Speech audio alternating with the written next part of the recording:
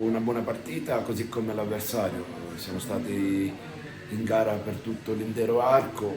Primo tempo direi abbastanza combattuto. Noi abbiamo giocato la palla sempre per tutto l'intero arco del primo tempo. Loro hanno fatto delle ripartenze importanti dove ci potevano fare del male. Hanno avuto la possibilità di passare in vantaggio con un calcio di rigore. Siamo stati fortunati, siamo stati bravi a superare quel momento e a mettere la palla in gol.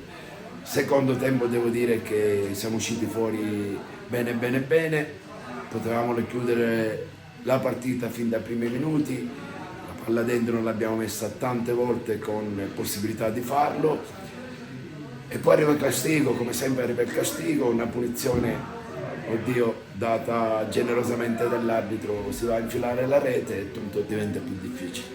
Però i ragazzi ci hanno creduto, come sempre fanno, una bella giocata di Fernandez, magari in un momento non facile, 2-1 e poi abbiamo lottato bene, non abbiamo concesso più niente il secondo tempo.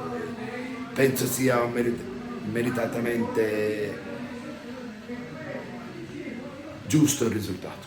Le partite sono 0-0, se inizi da 1-0 per l'avversario, per pareggiare devi fare gol, per vincere devi fare 2, diventa naturalmente più difficile.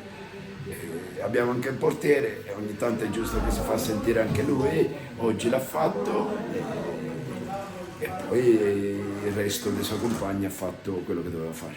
Le vittorie aiutano a avere morale, avere fiducia in se stessi, però devo dire che i ragazzi non hanno mai mollato anche in momenti più tristi. Non ci crediamo superiori a nessuno né tantomeno inferiori a nessuno. Le partite ce le andiamo a giocare tutte con chiunque alla stessa maniera e poi il campo detterà sempre il risultato. Sono felicissimo per la vittoria perché era meritata.